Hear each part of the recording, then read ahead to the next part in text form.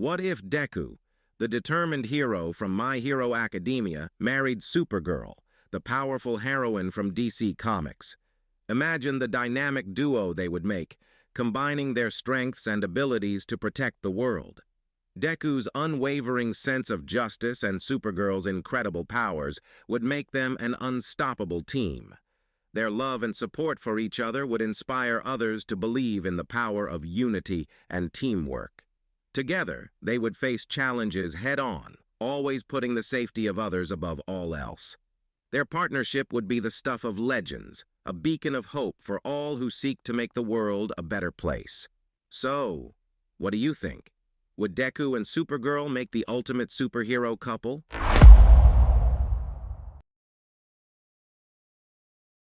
Lake Kawaguchi, one of the 5 lakes of Mt. Fuji.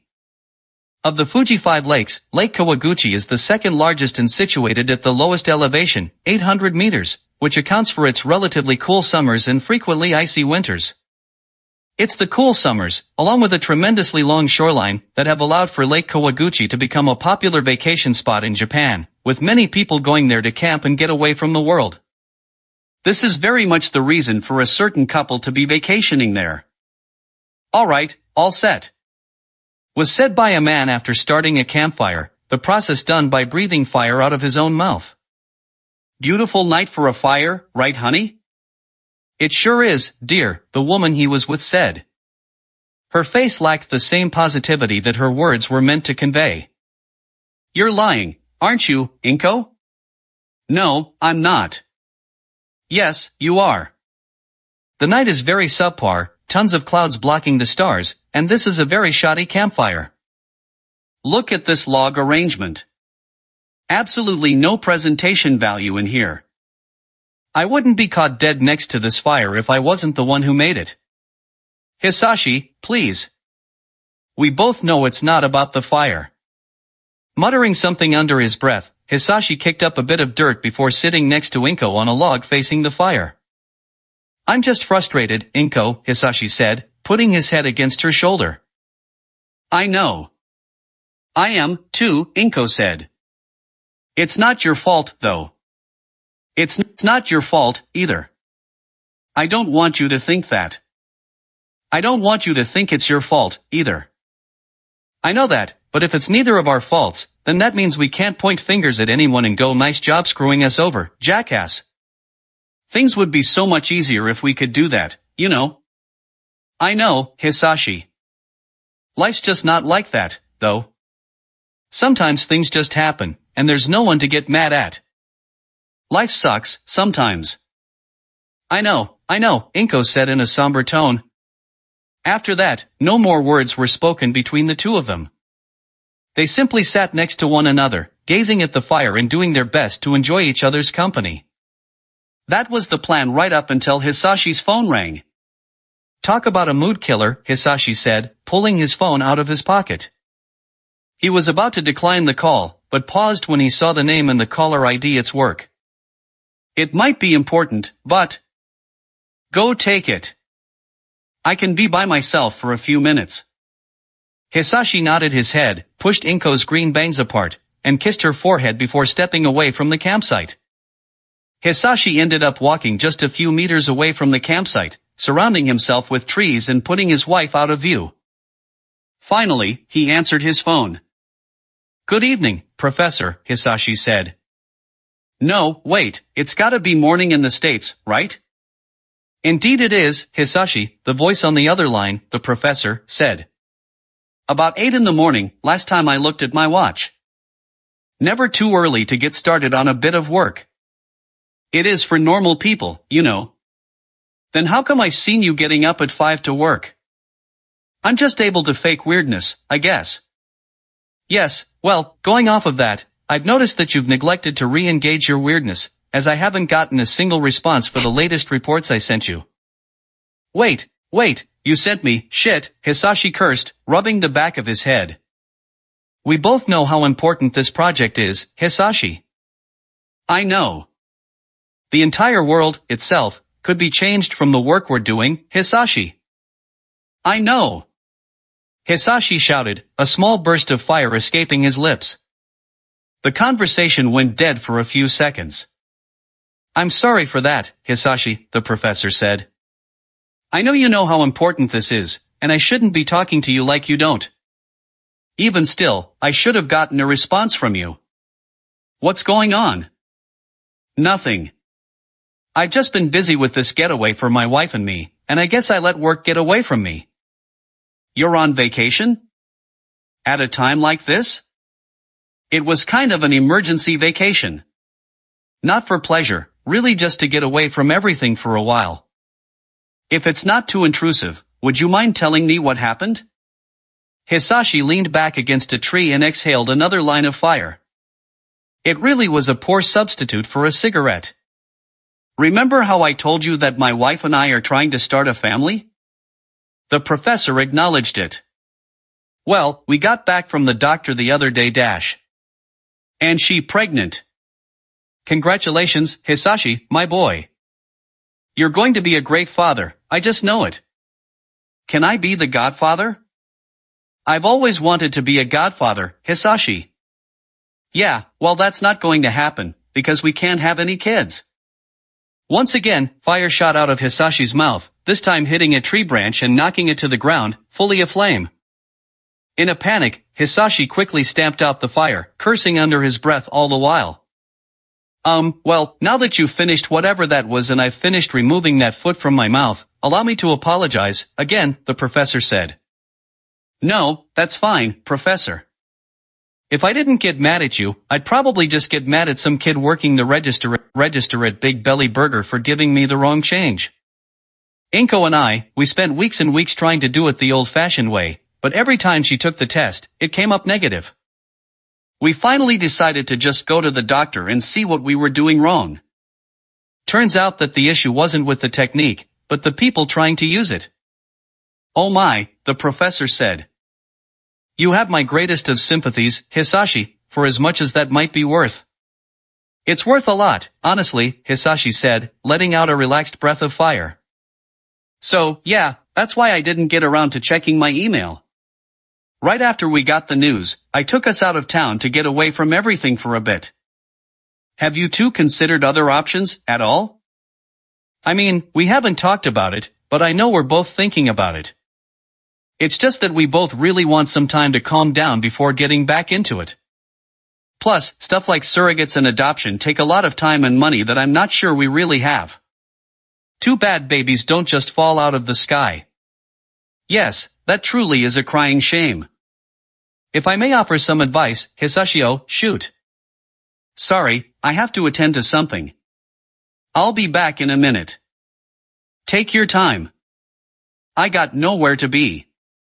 Footsteps went through the other end of the line, and Hisashi moved his phone away from his ear and slouched down into the dirt. With no one to talk to, the only thing keeping his mind occupied was a bit of stargazing. A clear night like this, away from the city lights, the sky was filled to the brim with celestial lights. Even with the green palace and the sky shining as bright as it did, their luminescence remained unchallenged. The one that seemed to be getting bigger was especially unchallenged in that respect. Bigger at an increasingly fast rate, it seemed. In the direction of his general area, too. Oh, shit! Hisashi shouted. Before Hisashi knew it, a giant fireball was in the sky, plain enough for anyone to see. Lake Kawaguchi was lit up as if someone was shining a massive spotlight on the water's surface. Hisashi could feel the heat coming off of it even from how high in the sky it was. Mesmerized by its sudden appearance and intense beauty, he found himself immobilized, unable to do anything else but stare in awe. Very fortunate for Hisashi, this did not result in his untimely demise, as the fireball veered right well before it could hit him and kept to that path until eventually hitting the ground with a tremendous crash. Sorry about that, Hisashi needed to take care of something with the project. The professor's voice came back out of the phone. Now, about you and your wife Dash. Yeah, I'm gonna have to call you back. Hisashi hung up his phone before the professor could say anything and took off in a sprint. When Hisashi returned to the campsite, Inko was facing in the direction the fireball flew in, eyes wide and jaw dropped. I'm guessing you saw it, too, Hisashi said. Aha, Inko said. Man, not every day you see a shooting star crash into the planet. Aha! I think I'm gonna turn into a walrus and start living on the moon. Aha! After a few seconds, Inko finally decided to turn around towards Hisashi and pay attention to him. Let's go check it out. Really? Are you sure that's the best idea? Come on, Inko, you know every camper this side of the lake's gonna be over there in 5 minutes, so might as well try to beat them to it. Besides, beats sitting here feeling all sad, and stuff. Inko hummed to herself and drummed her fingers against her thigh. Well, I guess it couldn't hurt us. That's the spirit. Hisashi grabbed onto Inko's hand, and the two took off in the direction of the crash. If Hisashi was being honest with himself, he felt as nervous about this as his wife clearly did, but like he said, it served as a much better way of getting their minds off of life than just moping around a fire. Besides, if it turned out to be a meteor composed of an as of yet undiscovered element that could be named after himself, why wouldn't he want to take a look at it? As it turned out, what had crashed into the forest was not a meteor composed entirely of Hisacium. Instead, lying in the center of a crater, dirt upturned and trees scattered about, was some sort of large, metallic contraption. Oh my god, Inko said, breathtaken as she and Hisashi made their way into the crater. Right? Wonder what it is, Hisashi said, rubbing his hand against the surface of the object. The metal's so smooth, and the design so professional, far more than anything we have in Japan. Might be a satellite from an American company, like LexCorp or Wayne Powers.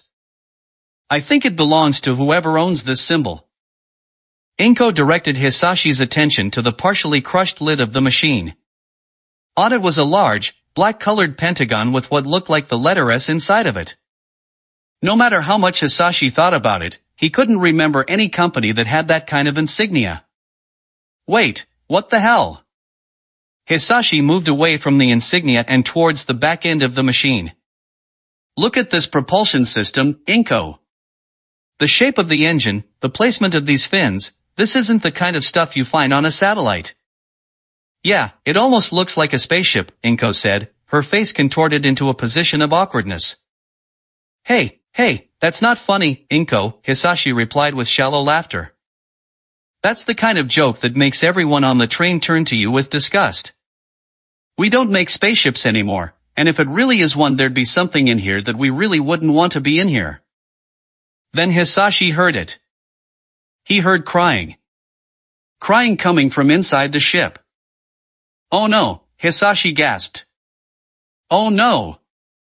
Inko shouted as the crying got louder. Is there a baby in there? The second the words left her mouth, Inko pointed her hands at the lid and then threw them back towards her body. The lid, ever so slightly, started moving in the same direction. Inko, what are you doing? Hisashi's question fell on deaf ears as she repeated the action. Inko, don't you know that this is a bad idea? Hisashi's question fell on deaf ears as she repeated the action. Inko, won't it get really bad if someone sees you doing this? Hisashi's question fell on deaf ears as she repeated the action. Hisashi wanted to ask a fourth question, but before he could, he heard what sounded like footsteps and muffled conversation. Ah, damn it. Cursing to himself, Hisashi ran over to the lid of the spaceship and started lifting it up with all of his might. It wasn't much might. Hisashi? Inko asked, all motion in her body ceasing. Don't just stand there, Inko, keep pulling. With a quick head nod, Inko went back to using her quirk on the lid of the spaceship. Hisashi could tell just by looking at Inko that she was pushing herself. Her quirk was at its best when used to move something that was small, lightweight, or some combination of both, so expecting her to just make a large, heavy piece of metal fly into the air was out of the question.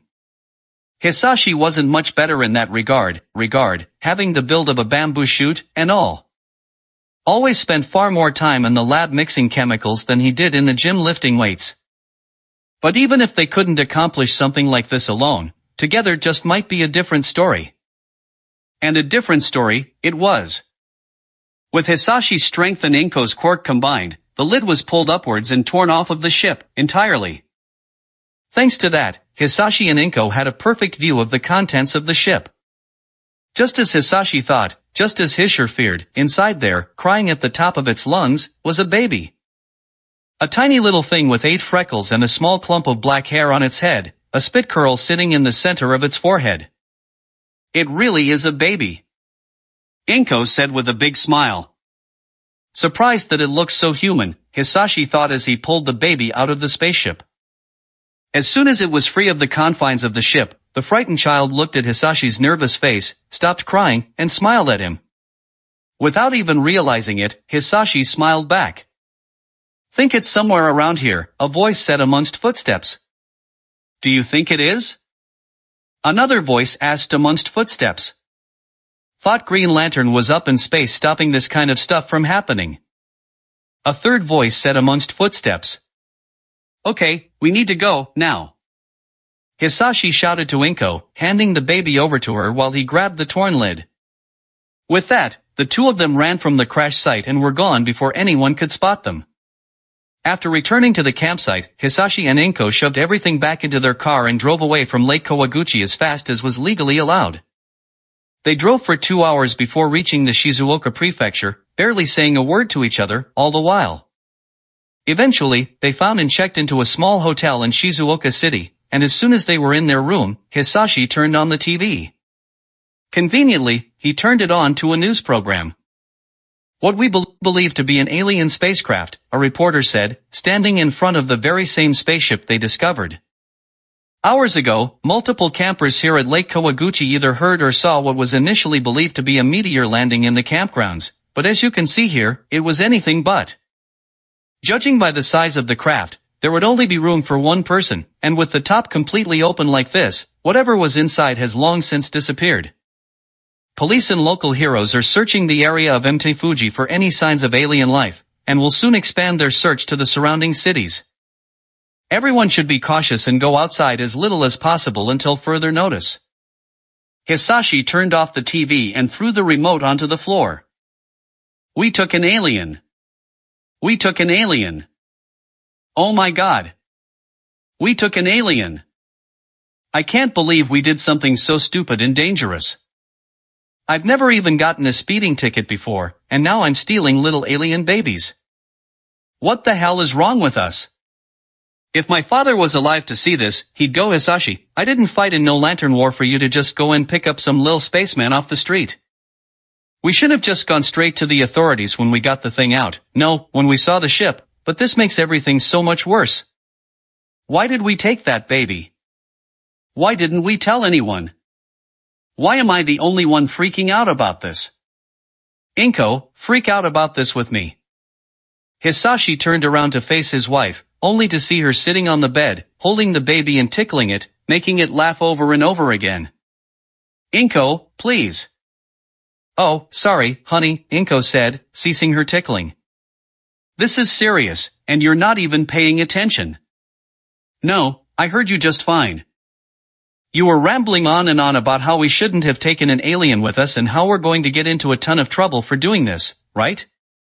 Well, yes, that more or less sums it up. Still, I shouldn't be the only one freaking out about this. If anyone finds out that we were the ones who took it dash. Him, Inko cut in. What? I looked inside the diaper, and the baby isn't in it, it's a boy. Fine. If anyone finds out that we were the ones who took him, our lives are over, Inko.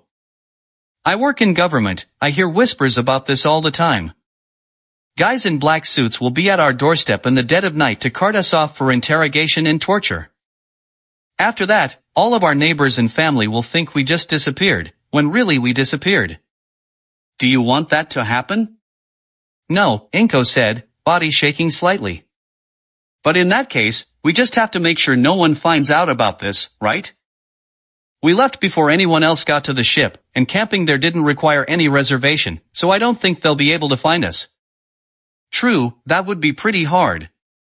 Even so, there's still a 112-ounce problem we need to deal with. What are we supposed to do with it with him? I actually have an idea about that, Hisashi. Glad one of us does. What is it? Inko smiled at Hisashi before looking down at the baby again. Hisashi's face fell. No. He looks like a normal baby dash. No. And everyone's probably looking for a big, green, monster man. No. It's hard to find something when it's hiding in plain sight dash. No dash. So if we don't want anyone to know we were involved in this, I was thinking that dash. No. A large stream of fire shot out of Hisashi's mouth, singing the wall behind Inko's head. I was thinking that we could keep him, Inko said, ignoring all of that. Are you insane? You want us to raise an alien baby? So what if he's an alien? It's not like all aliens are evil. The Martian Manhunter certainly wasn't evil. Besides, he's just a baby, and babies can't hurt people. Yeah, but the people they grow up to be can. Besides, how do we even know he's even actually a baby? Hisashi stepped over to Inko and bent down to look the baby in the face. For all we know, he comes from a planet of beings that just look like babies, and they all try to use their overwhelming cuteness to infiltrate societies and destroy them from the inside. The baby giggled and squeezed Hisashi's nose. This doesn't disprove the theory, Hisashi said, removing the baby's hand from his nose. Hisashi, don't you think that we need to be doing this? Inko asked. The whole reason we were there was because we wanted to forget about the fact that we could never have a child of our own, and then a baby falls into our laps? That can't just be a coincidence. It is absolutely a coincidence. If you looked up coincidence in the dictionary, the definition would read what is happening to Hisashi and Inko right now. So what should we do then? Leave him outside an orphanage? Drown him in the bathtub? Hisashi didn't answer her. He sat down at a desk and stared out the window, his expression unreadable.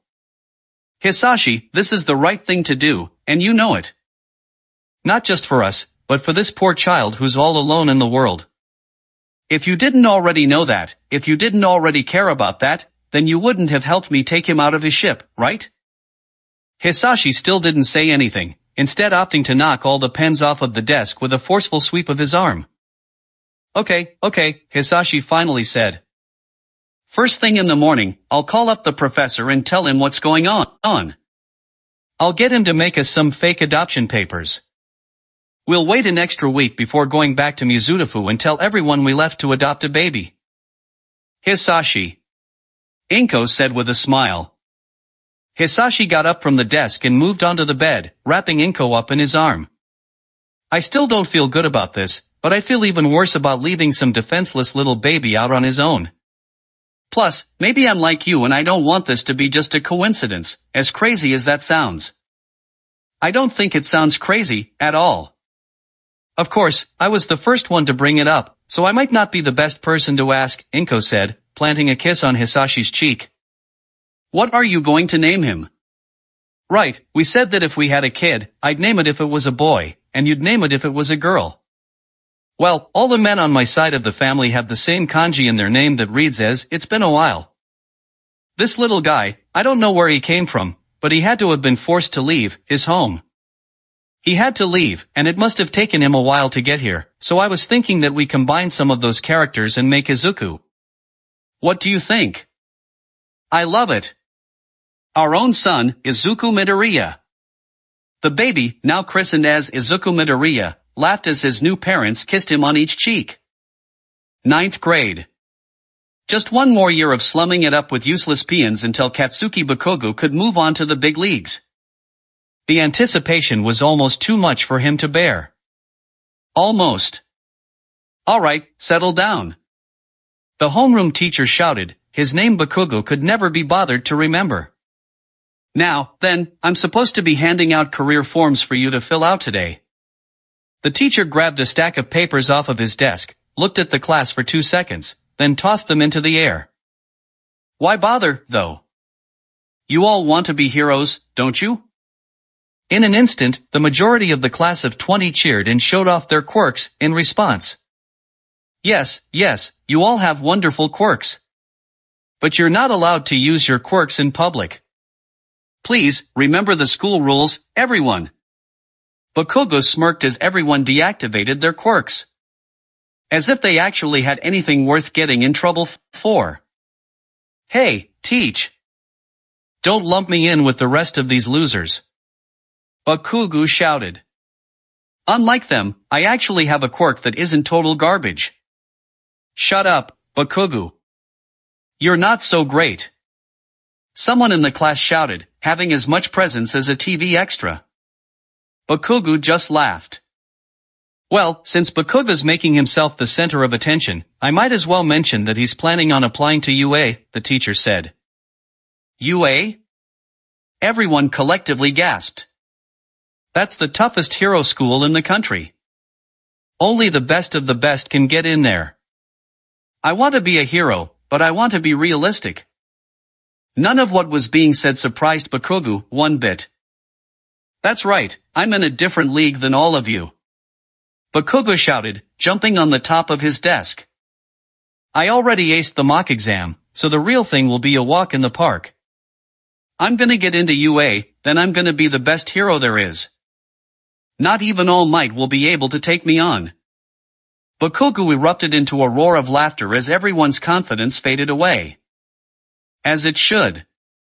How did these people expect to become heroes if their only claim to fame was stretching out their eyeballs? Or making their neck long? Trash should just own up to being trash. That way, Bakugo wouldn't have to waste time beating down people who weren't worth his time. Not like there really even was anyone who was worth his time. Oh, now that I think about it, the only one who didn't say anything about going to a hero school is Midoriya.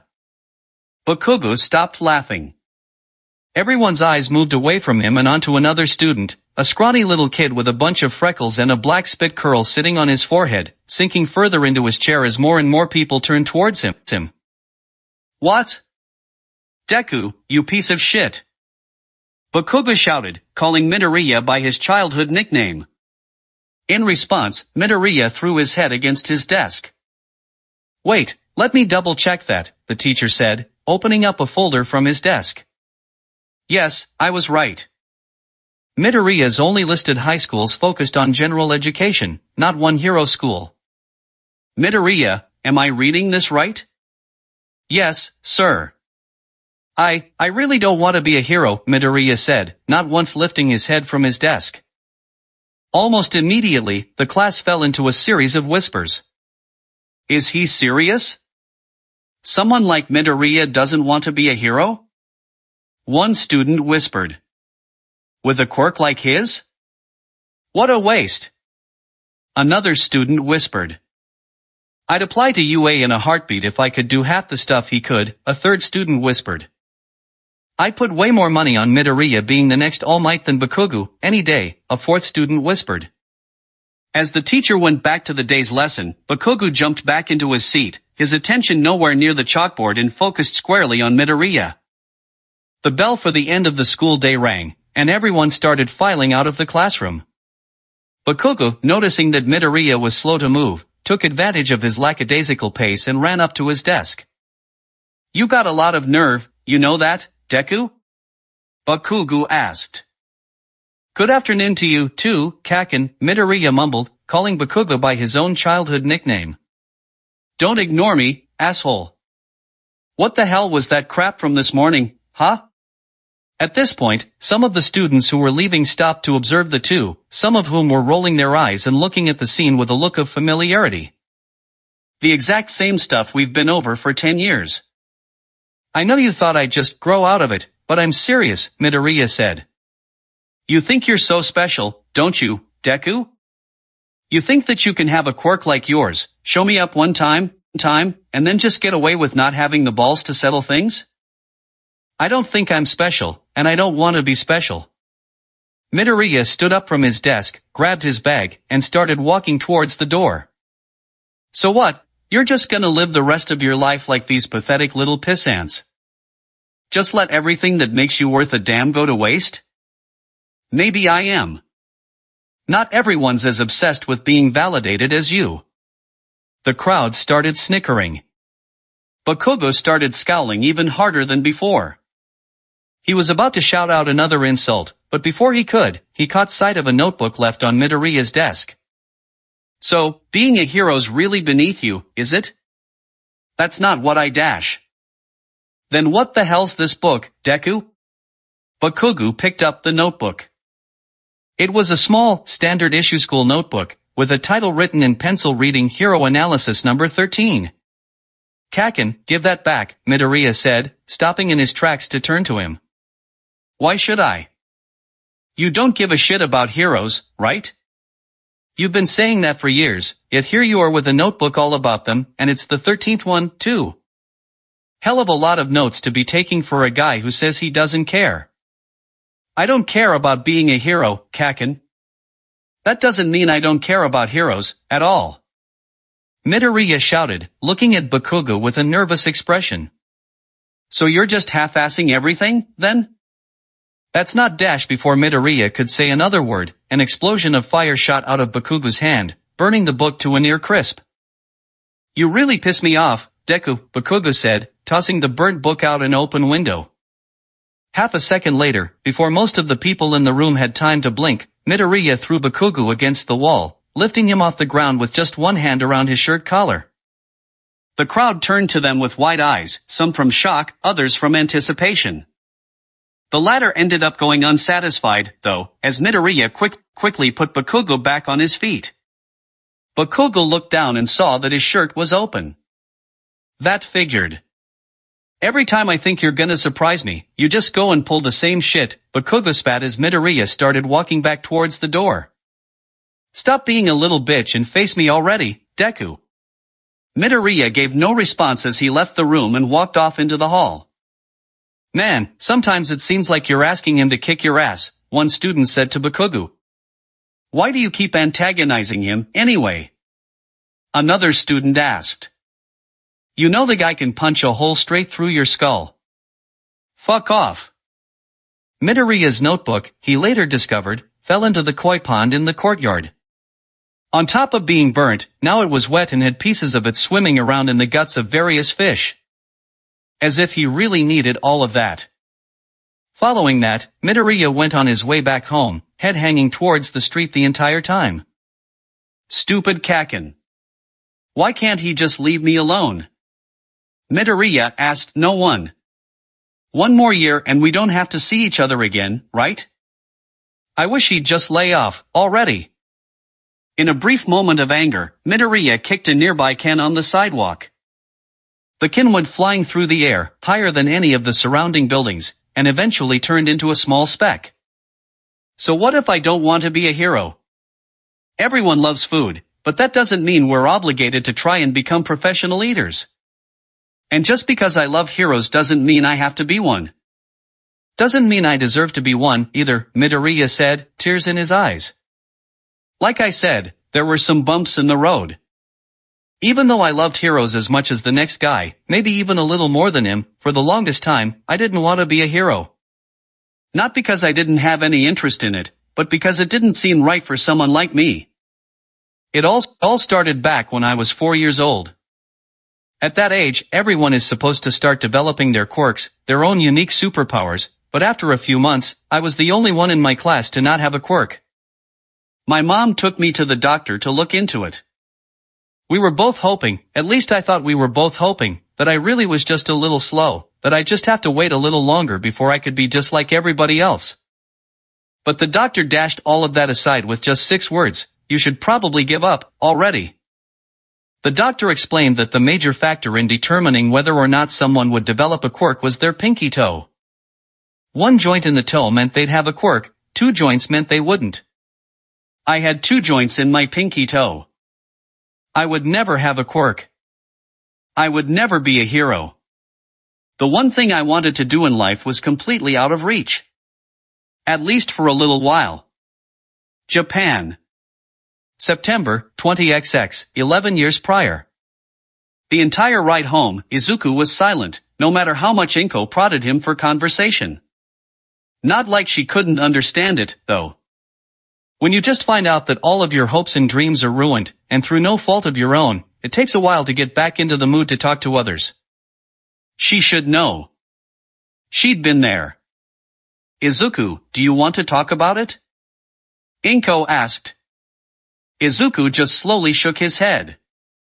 That's okay, sweetie. Whenever you want to talk, mommy will be right here to listen. You know that, right? Izuku just slowly nodded his head.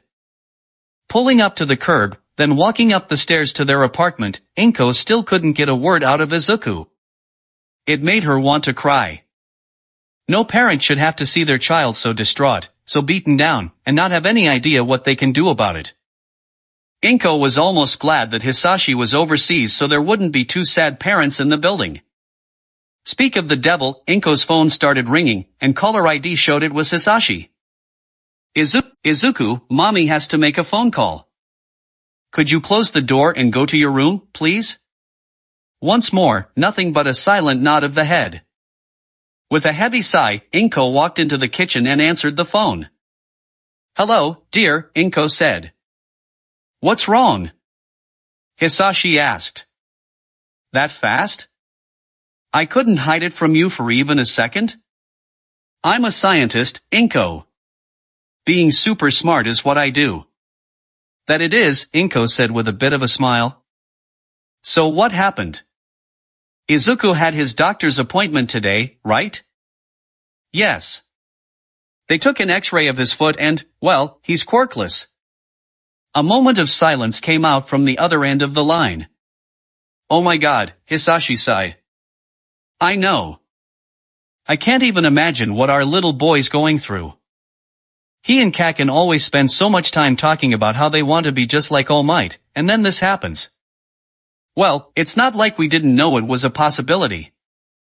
I mean, sure, he's been like a normal human from day one, but would someone like him even be able to develop a quirk in the first place? Even so, what are we going to do, Hisashi? There's nothing we really can do that we aren't already doing. We just need to make sure that Izuku never thinks that we'll treat him any differently because of this. He's upset, and rightfully so, but he's 4.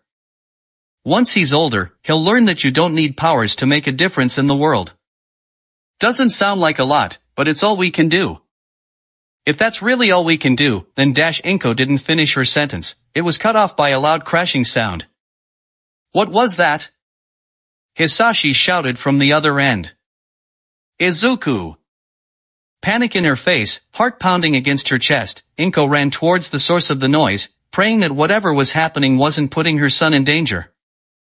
Once the source of the noise was located, Inko's jaw dropped at the sight of 2 things. The first was Izuku, completely unharmed and laughing and smiling as if this wasn't the worst day of his life. Inko, what happened? Is Izuku alright? Hisashi shouted from the phone. He's alright. He's perfectly fine, Inko stuttered. Really? That's a relief. What was that noise, then? Izuku just broke something.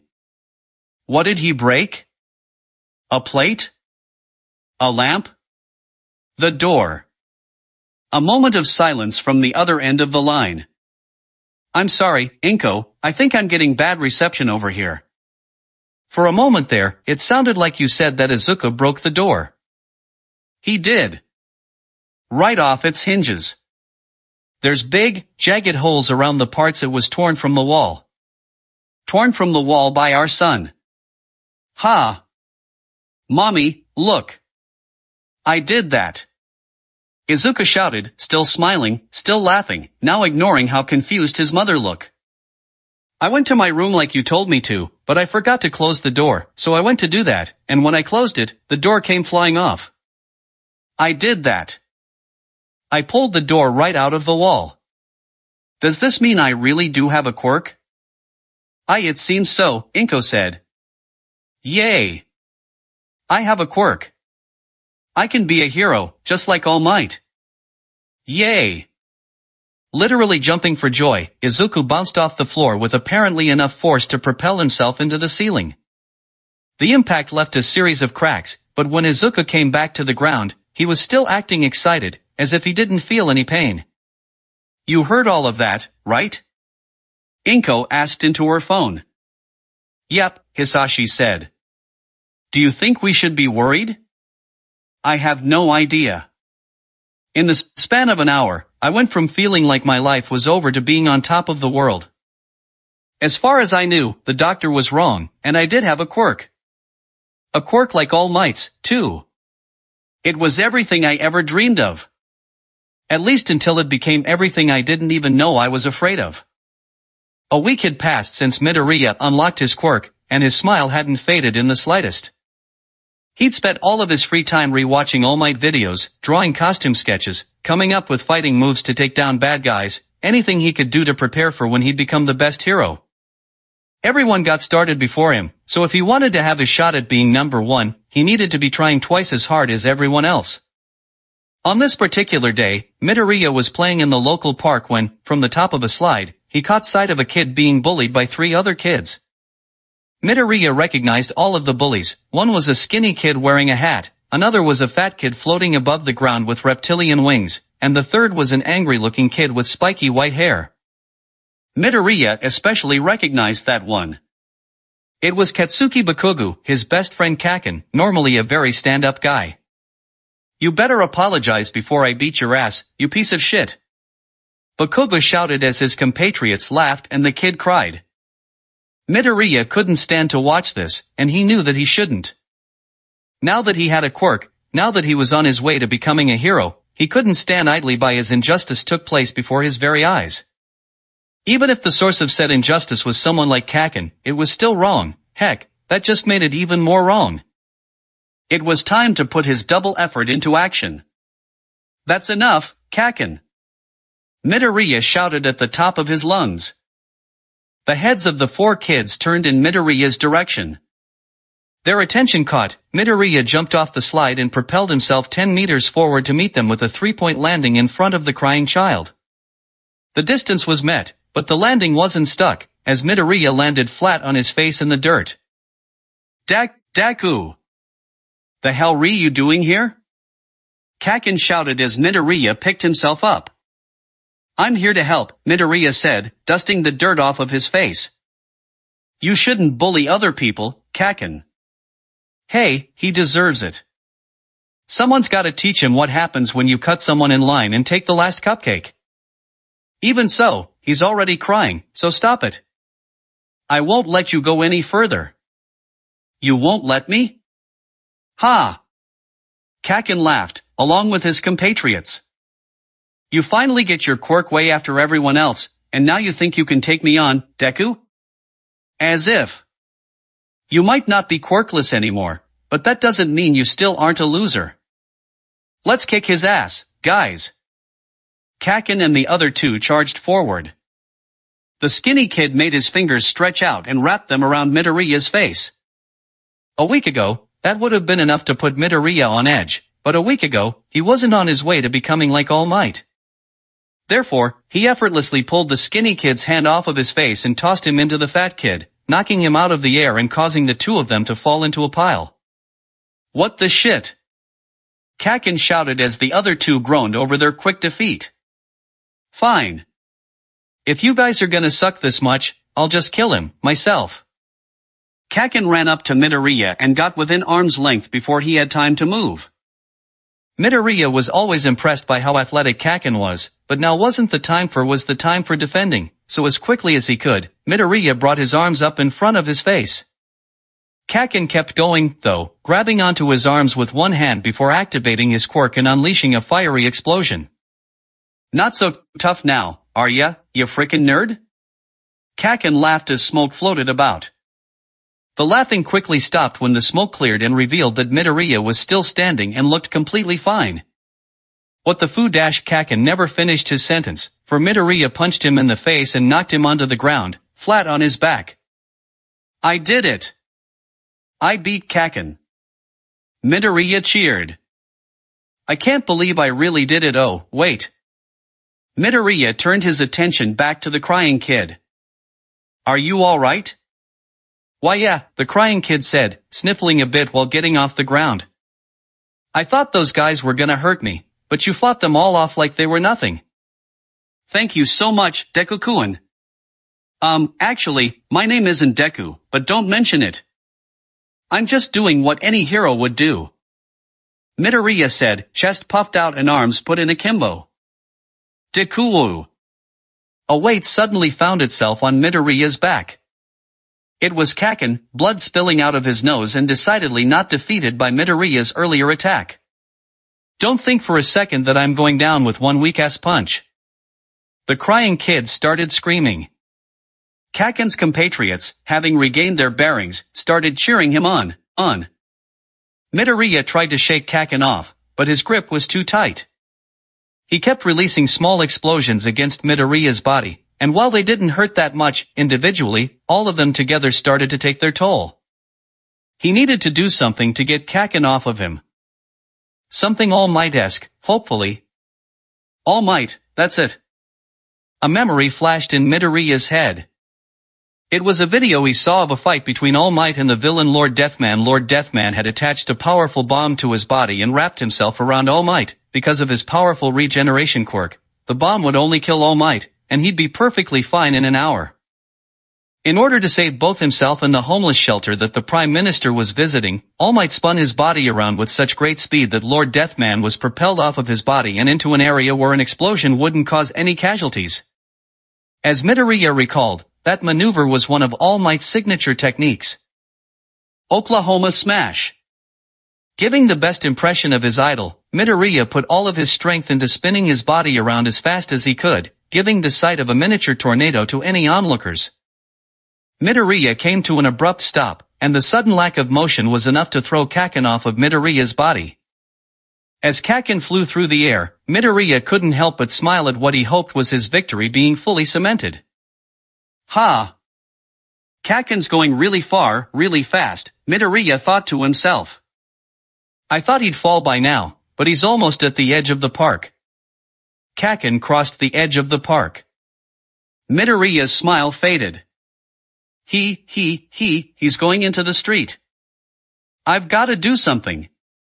Midoriya put all of his strength into his legs and charged at Kaken, praying to whoever would listen that he'd be able to reach him in time. Unfortunately, Midoriya's body couldn't race as fast as his thoughts. Kaken escaped his grasp and flew into the street. Fortunately, through a stroke of luck, Kaken managed to avoid getting hit by a single car. Even more unfortunately, through a stroke of misfortune, Kaken crashed into a building with enough force to break a hole through the wall. What the hell was that? Someone shouted. Holy shit, it's a kid. Is he dead?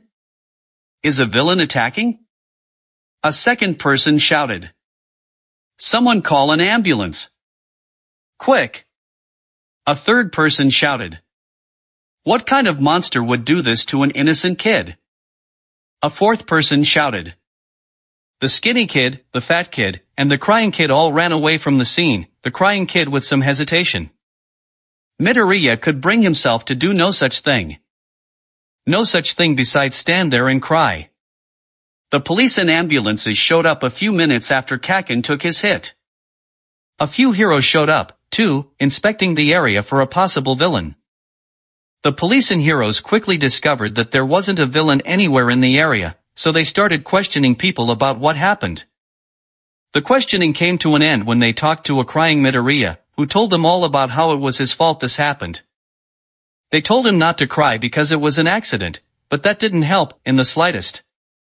The EMTs let Midoriya ride in the ambulance with Kaken to the hospital, something he assumed was out of pity. The entire ride, Midoriya didn't say a word, he simply stared at Kaken with wide, scared eyes. None of that changed when they arrived at the hospital and Kaken was rushed to the emergency room. Not that he'd even have a chance to say anything with the doctors pushing him into the reception area almost as soon as he was inside. Izuku? At some point, Inko and Hisashi had arrived at the hospital. Midoriya had no idea how much time had passed when they did. Mommy. Daddy. Midoriya said, barely looking at them. Izuku, we got a call saying that you came here after the Bakuga's son got into an accident. What happened? Hisashi asked, looking him straight in the eyes. I was in the park, and Kaken, he was bullying someone. I just wanted to make him stop. I just wanted to be a hero, but then I lost control, and Kaken. Kaken. More crying emerged, but it wasn't from Midoriya. Standing not too far from the Midoriyas were Kaken's parents and a doctor. Kaken's father was crying without abandon, and Kaken's mother just fell back against the wall with a pained, confused expression. "Oh, God!" were the words that ran through Midoriya's head. Kaken was bad enough, but now his parents? He wanted to vomit, so badly. "Excuse me, Mr. and Mrs. Midoriya?" someone asked. It was a woman. "That's us," Inko said. "Can we help you, Miss Dash?" "No Kajiri." "Officer Tamako no Kajiri." "Officer." Midoriya felt a shiver run through his body as he looked at the woman. She was a tall woman with a muscular build, much more so than any other adult woman Midoriya had seen. She had a bob of what looked like blonde hair, but it looked jagged and hard, like it was made of stone, and her eyes appeared to be some sort of light-colored gemstone. Standing next to her was a heavy-set. More like and subscribe for more and check the artist how made this fanfic link below and goodbye.